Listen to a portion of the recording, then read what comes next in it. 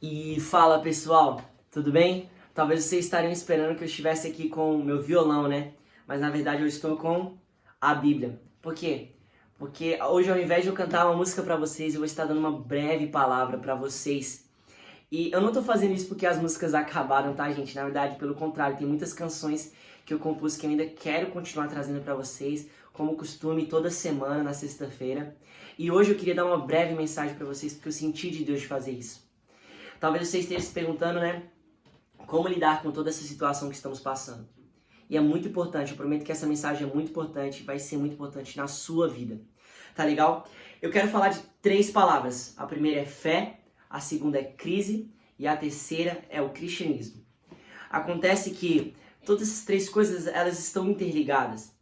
Para quem não me conhece, como eu disse, né, meu nome é Samuel, eu tenho 18 anos, eu moro em Porto Seguro, meu pai é pastor aqui de uma igreja batista. E eu sou cristão. Eu tenho certeza de que a fé que eu tenho no cristianismo, a fé que eu tenho em Jesus, ela é real, ela é verdadeira, ela é viva. E por quê? Isso vai ficar para o próximo vídeo que eu vou falar um pouco mais sobre o cristianismo. Mas eu tenho fé e eu tenho certeza disso. Isso não foi porque me foi colocado ou eu fui alienado à influência dessa religião, ou como alguns chamam, né?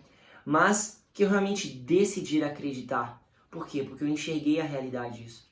Eu percebi a verdade que existe no cristianismo. Não é como as outras religiões, não. Está além disso, não é uma religião. É um estilo de vida. E que realmente eu posso explicar mais para vocês sobre isso porque eu tenho certeza. E eu acredito no que eu acredito. No que eu digo acreditar. Mas o que eu queria começar falando era sobre a fé. Porque todos nós temos fé. De fato, você que está vendo esse vídeo, você tem fé. Se você pensa que você não tem fé, em alguma forma você tem fé. Aquela pessoa que você acreditava e pensava que tinha fé, que não tinha fé, perdão, ela tem. Como, por exemplo, um agnóstico, um ateu. Eles têm fé. Tem fé em quê? Eles precisam ter fé para acreditar naquilo que eles acreditam. Se eles não acreditam na existência de Deus, eles precisam ter fé para acreditar na inexistência de Deus, pois não se pode comprovar a inexistência de algo. Porque se você não sabe se existe ou não, como se comprova? Não se comprova a inexistência de Deus. Pelo contrário, eu acredito que essas pessoas elas estejam mais fé mesmo, até que alguns cristãos, para acreditar que Deus não existe. Agora, a fé. O que é fé? No livro de Hebreus, no capítulo 11, você talvez vai conhecer, o autor diz assim: ora, a fé é a certeza de coisas que se esperam, a convicção de fatos que não se veem. A fé é algo que você acredita, mas você não enxerga, você não vê. E o que eu queria falar para vocês hoje é de uma fé. Mas nem todas as fés, elas vão te levar a esse caminho. Apenas uma te leva a isso. A fé traz esperança. Mas nem toda fé que te leva à esperança vai te levar à paz. Por exemplo, muitos acreditam e colocam expectativa no homem, nas autoridades, na cura para toda essa situação do coronavírus. E esperam que uma vacina possa salvá-los. E essa fé que eles tenham dá essa esperança de que tudo vai melhorar. Mas pergunte a eles se eles estão em paz e descansando. Não, estão ansiosos.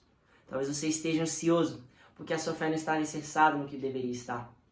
A sua preocupação, ela está coerente porque, de fato, a sua esperança não está em algo fundamentado perfeitamente em algo soberano, em algo que está no controle das coisas. A qualquer momento pode dar errado. São baseados em probabilidades. Não pode ter uma vacina. Talvez alguém não vai conseguir sair da economia. Talvez a gente não vai conseguir controlar. E no fundo, o homem por si só, ele é instável. Mas quando o homem olha para a fé, para a verdadeira crença, na onde ele deveria crer, o jogo muda. Por que eu falo isso? Porque eu percebo que o que me traz paz, na fé que eu acredito, na esperança que eu tenho, realmente é verdadeira, não é algo vazio. É algo que faz sentido. O homem, quando ele tem fé em si mesmo, ele é incoerente, porque como que eu vou acreditar em algo da minha própria natureza? Eu estaria sendo contra a autossuficiência. Para tentar ser mais específico e ser mais simples, quer dizer que o homem ele não deveria acreditar nele mesmo como o próprio Salvador. Por quê? Porque se eu preciso ser salvo, se eu tenho a capacidade de fazer isso, porque eu não faço? E o homem não consegue se salvar sozinho. O homem não consegue ser a própria esperança para ele mesmo. No fundo, algo dentro de nós clama por algo fora de nós. Muitos até não querem acreditar em Deus, mas eles acreditam na ideia de um céu. Por quê? Porque céu simboliza uma salvação. E a salvação do próprio homem. O homem é carente por salvação. O ser humano necessita disso. Isso é claro, porque hoje eu percebi isso de uma maneira muito nítida. Eu já estava entregando alguns alimentos para algumas pessoas. E quando eu entreguei uma comida para um pai, numa região bem carente aqui em Porto Seguro, o filhinho dele pequenininho olhou para ele com o olho cheio de lágrimas e falou: pai, isso é comida? E eu percebi, óbvio, naquele momento eu fiquei emocionado, mas eu percebi também outra situação. Da mesma forma como somos carentes de alimento, de comida, nós somos carentes de Deus. Existe um vazio do tamanho de Deus dentro do seu coração. E ao olhar para a nossa realidade, para tudo que nós estamos passando, e essa crise, eu pude perceber o quanto somos limitados. Nós somos limitados fisicamente, porque a qualquer momento nós estamos à beira da morte. Nós podemos morrer a qualquer momento. E como Eclesiastes diz, né? No livro de Eclesiastes, Salomão vai dizer: a vida é como um vento, a vida é como um sopro, e logo passa, logo se vai. E de fato a vida é assim. E na nossa área sentimental e emocional também, como somos frágeis emocionalmente, porque nós nos perdemos, nós ficamos irritantes, agressivos em toda essa situação. E a nossa emoção e o nosso sentimento fica conturbado com toda essa situação. Nós entramos em desespero, porque nós de fato não confiamos muitas vezes em Deus. E talvez você esteja se perguntando, né? A crise, na verdade, aquilo que você olha como uma maldição, na verdade era uma bênção. A crise talvez pode ser uma dádiva de Deus, sim, para no meio do caos você fazer a diferença. O que a fé tem a ver com a crise? Tudo. A crise desperta a nossa fé. A crise muda nosso pensamento, nos tira da zona de conforto para a zona de reflexão. A crise mostra quem nós somos. A crise mostra quem Deus é. A crise mostra o seu coração. Quão limitante você é. Quão necessitado de Deus você é. Mostrando que tudo que tange a realidade do metafísico é que você realmente é carente de salvação. Muitos não enxergam isso, por quê? Porque são orgulhosos, são soberbos, e eles não conseguem enxergar aquilo que está diante dos olhos deles. Eles são cegos para a própria realidade. A fé mostra que a crise é uma oportunidade para mostrar quem Deus é, quem nós somos e que nós podemos mudar. A crise é uma dádiva de Deus. Você talvez esteja olhando só para o lado ruim, você esteja olhando talvez só para o que a mídia diz, para o que os jornais estão falando, pelo que as autoridades políticas estão dizendo, o que as pessoas falam para você, e você esquece de olhar para a realidade como ela é, e não como as pessoas dizem que ela é. Como vamos saber se eu vou suportar? Como eu vou saber se eu vou suportar essa crise? É simples. Você como cristão, você acredita na palavra, você entende o que é a palavra. Em 1 Coríntios 10, 13, fala que não existe tentação que você não possa suportar e que não é comum aos homens. A tentação, a crise também é uma tentação. Uma tentação para quê? Para você murmurar, para você ser incrédulo, para você começar a confiar no homem, confiar nas coisas que você vê e deixar de acreditar e confiar em Deus. A crise é uma excelente ferramenta para tentar você, para te colocar no seu realmente devido lugar, você começar a pensar de uma forma diferente. Só que você escolhe poder vencer a tentação.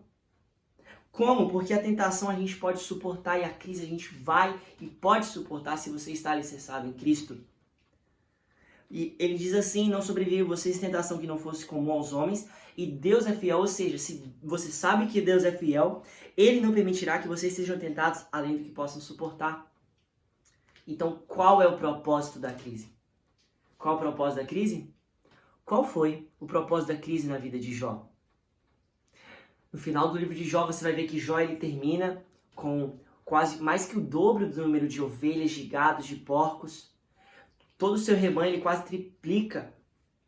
E a sua família cresce, é restaurada, a sua casa é reerguida, ele se torna mais rico e mais próspero. E eu pergunto para você, o final disso mostra o propósito da crise na vida de Jó? Não. No capítulo 42, versículo 5, Jó diz assim: eu te conhecia só de ouvir, mas agora os meus olhos te veem. Por isso me abomino e me arrependo no pó e na cinza. No final da vida de Jó, ele pôde ver a realidade. Ele pôde perceber que, na verdade, antes ele só conhecia Deus de falar, de ouvir falar, mas agora os olhos dele tinham visto Deus. Isso é fascinante. O propósito da crise de Jó, ele se aproximou mais de Deus. Acontece também com Paulo, porque Paulo na sua prisão é de lá que ele tem as suas maiores pérolas, as suas maiores revelações que nos traz e nos abençoam até hoje, que foram as suas cartas, seus livros que ele escreveu. Na vida de Jesus, provavelmente o auge da sua crise foi no Getsemane, onde ele suou sangue e teve uma das suas maiores e mais lindas orações na Bíblia. Depois disso, na vida de Jesus, a cruz. Talvez foi uma das maiores crises, momentos mais difíceis de Jesus. Mas na cruz, onde ele nos traz salvação e redenção aos cativos e perdidos. A crise mostra a nossa fé. A crise, nela nós podemos ver e enxergar o nosso coração. As pérolas de nossas vidas está na crise. A crise nos leva para mais perto de Deus, nos leva ao arrependimento e à transformação. Agora sim, na crise nós temos perda. Você perde, você sofre, é difícil, não é indolor. Tem dor, tem sacrifício. Mas existem duas opções. Ou você cresce em meio à perda, ou você se perde na perda. Isso cabe a você decidir. Você que escolhe esse caminho. Samuel, o que isso tem a ver com o cristianismo? Talvez você se pergunte, tem praticamente tudo, porque onde está a sua fé? Se você acredita em Jesus como seu Senhor e Salvador e Ele é sua fé, você descansa porque você sabe que Ele é soberano. E a crise não passa de uma situação e um momento, uma oportunidade para você ter mudança na sua vida e você aprender mais com Deus. Agora, como saber se o cristianismo é realmente a verdadeira fé? A fé que está acima de todas as outras, ela nem se compara às outras. Vai ficar para o próximo vídeo onde eu vou falar sobre o cristianismo, uma comparação entre o cristianismo e as outras religiões. Como eu disse, eu sou cristão, eu acredito na verdade, eu acredito na palavra, eu tenho total certeza do que eu vivo e do que eu falo, do que eu prego. Por quê? Porque isso fez diferença na minha vida. E eu vou comparar, eu posso mostrar para vocês também o que Deus tem me mostrado. Então foi essa mensagem que eu queria trazer para vocês, que vocês possam lembrar disso. Deus é soberano, Ele não perde o controle das coisas. Você precisa confiar e acreditar mais em Deus. E a paz que excede todo entendimento estará sobre os vossos corações e as vossas mentes. Que assim seja feito também na vida de vocês. A paz que excede todo entendimento esteja sobre vocês. Que em meio a essa crise, você possa enxergar a esperança que te traz paz, que é Jesus. Fiquem todos com Deus e até o próximo vídeo que eu vou falar com vocês. Valeu, galera!